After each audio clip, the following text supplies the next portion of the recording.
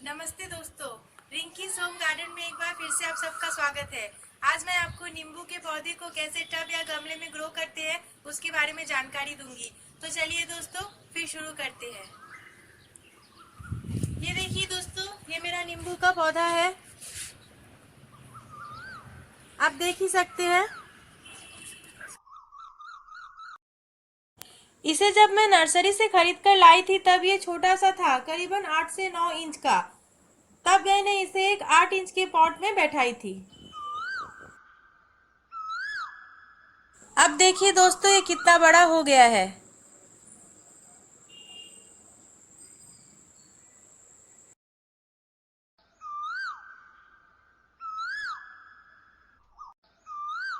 ये देखिए दोस्तों, कितने सारे नींबू आए हैं।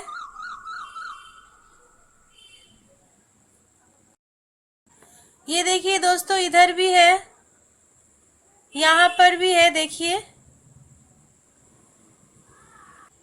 ये देखिए दोस्तों, इधर भी है, ये देखिए।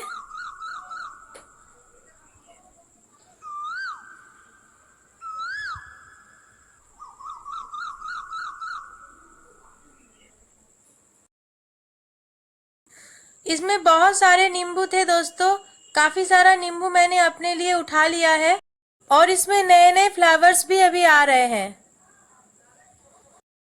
नींबू में बहुत सारे विटामिन सी पाए जाते हैं। ये आपके स्किन के क्वालिटी को इम्प्रूव करते हैं। ये आपके वेट लूज में भी आपका मदद करता है, डाइजेशन में हेल्प करता है और भी बहुत सारे गुण हैं नींबू में। अच्छा दोस्तों, जब ये छोटा सा था तब मैंने इसे एक छोटे से 8 इंच वाले पॉट में लगाई थी और जब ये थोड़ा सा बड़ा हो गया तब मैंने इसे 14 इंच के पॉट में रिपोर्ट की थी। आप चाहे तो इससे भी बड़े पॉट या ड्रम में इसे रिपोर्ट कर सकते हो। और याद रखिएगा दोस्तों, आप जितने बड़े पॉट इस पौधे को दोगे ये पौधा उतनी ही अच्छी तरह ग्रो करेगा। चलिए, इनको पॉटिंग करने के लिए किस टाइप की मिट्टी चाहिए वो जान लेते हैं। नींबू या लेमन को एसिडिक सॉइल बहुत ही पसंद है, तो आपको एक वेल ड्रेन और एसिडिक वाला मिट्टी ही बनाना पड़ेगा।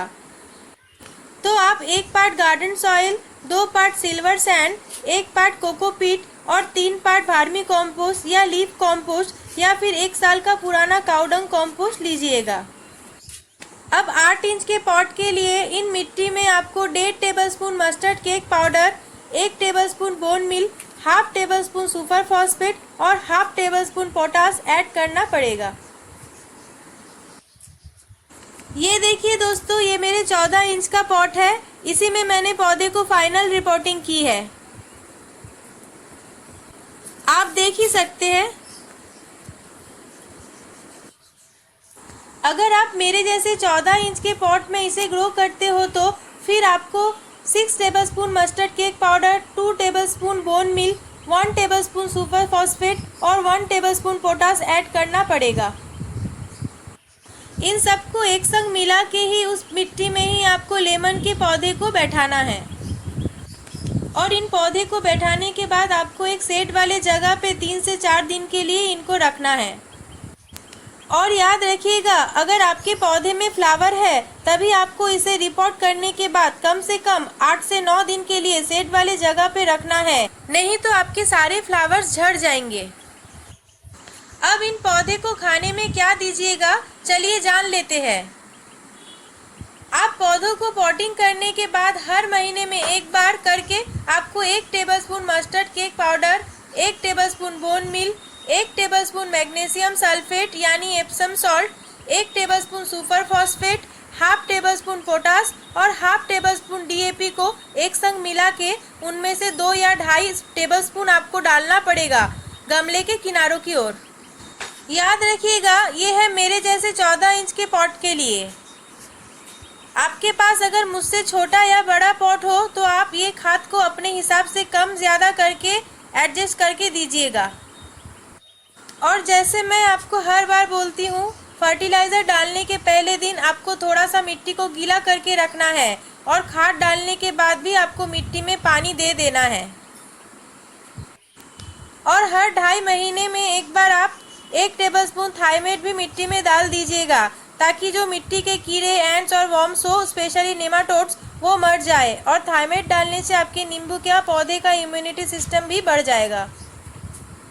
अच्छा, और एक बहुत ही ज़रूरी बात, इन पौधे को बहुत सारे न्यूट्रिएंट्स की ज़रूरत होती है, तो आपको हर 3 महीने के बाद ही इन पौधे को माइक्रो न्यूट्रिएंट्स देना पड़ेगा, 1 लीटर पानी में 30 ड्रॉप मिलाकर स्प्रे करके।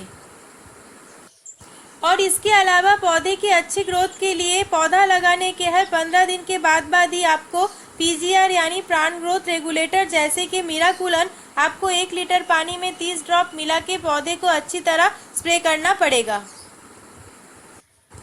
और एक सबसे इम्पॉर्टेंट बात दोस्तों, अगर आपके नींबू का पौधा ऑल टाइम फल देने वाला वैरायटी का ना हो तो नींबू के पौधे नवंबर दिसंबर में डोरमेंट पीरियड में चले जाते हैं और इसमें नॉर्मली जनवरी फरवरी में नए पत्ते निकलते हैं और फ्लावर्स भी तभी आते हैं। तो नवंबर और दिसंबर में आपको नींबू के पौधे को किसी भी तरीके का खाद डालना नहीं पड़ेगा। फिर जनवरी से आप थोड़ा थोड़ा करके खाद डाल दीजिएगा और जब इसमें फ्लावर्स दिखाई दे तभी आपको नाइट्रोजन वाला खाद को कम करके पोटास और सुपर फॉस्फेट वाला खाद का प्रयोग करना है ताकि इनके फ्लावर्स और फल झड़ ना जाए। चलिए अब बातें करते हैं इनके पेस्ट के बारे में। नींबू पौधे में बहुत सारे इंसेक्ट के अटैक होते हैं जैसे कि aphids, scale, leaf miner, thrips और कैटरपिलर। इसलिए आपको पौधे लगाने के हर 10 दिन बाद ही डाइमोथॉयड 30% वाला कोई भी पेस्टिसाइड जैसे कि टफगर, रोगर प्लस या रोगर हर 1 लीटर पानी में 30 ड्रॉप मिला के पौधे को अच्छी तरह स्प्रे करना पड़ेगा। चलिए अब आते हैं फंगल डिजीजेस के बारे में। नींबू के पौधे में बहुत सारे फंगल डिजीजेस लगते हैं जैसे कि anthracnose, black root rot, sooty mould, botrytis fungus, leaf spot, canker और भी बहुत सारे। इन फंगल डिजीजेस से बचने के लिए आपको पौधा लगाने के हर 10 दिन के बाद ही कोई भी फंगिसाइड जैसे कि बेबिस्टिन, ब्लाइटॉक्स या फिर साफ हर 1 लीटर पानी में 1 टेबलस्पून मिला के अच्छी तरह शेक करके पौधे पर स्प्रे करना पड़ेगा। ये सब करने से नींबू के पौधे में फंगल डिजीजेस नहीं होंगे। देखिए दोस्तों, एक और वैरायटी का नींबू है मेरे पास, ये देखिए। चलिए अब आते हैं इन पौधे को पानी कैसे दें। नींबू पौधे को पानी बहुत ही पसंद है लेकिन ज़्यादा पानी से इनका रूट डैमेज होके ये मर भी सकते हैं, तो इनके मिट्टी को आप गीला रखिएगा लेकिन सौगी मिट्टी एकदम ही नहीं होनी चाहिए। और समर्स में अगर ये पॉट की मिट्टी ड्राई हो जाए तभी आप इसे सुबह शाम 2 टाइम वाटरिंग कर सकते हैं।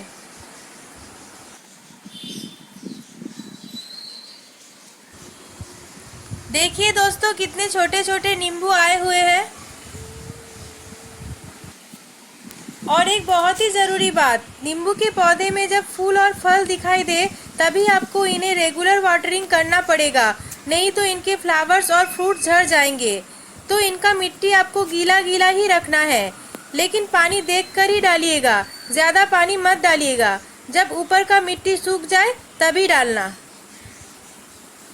और सनलाइट के बारे में याद रखिएगा कि नींबू के पौधे को सनलाइट बहुत ही पसंद है, तो आपको इन्हें हमेशा फुल सनलाइट में ही रखना पड़ेगा, नहीं तो इनमें ज़्यादा फल नहीं आएंगे। तो दोस्तों, ये सब स्टेप्स फॉलो करने से ही आप बहुत ही आसानी से अपने घर में नींबू के पौधे को ग्रो कर सकते हो। तो आशा करती हूँ दोस्तों ये वीडियो आपको पसंद आया होगा। अगर पसंद आए तो लाइक, शेयर और कमेंट करना ना भूलिएगा और मेरे चैनल को सब्सक्राइब करके बेल आइकन को दबाइएगा ताकि मेरे वीडियो का नोटिफिकेशन आप तक सबसे पहले पहुँच सके। तब तक के लिए बाय बाय दोस्तों, बहुत ही अच्छे से रहिएगा। मिलते हैं मेरे अगले वीडियो के साथ।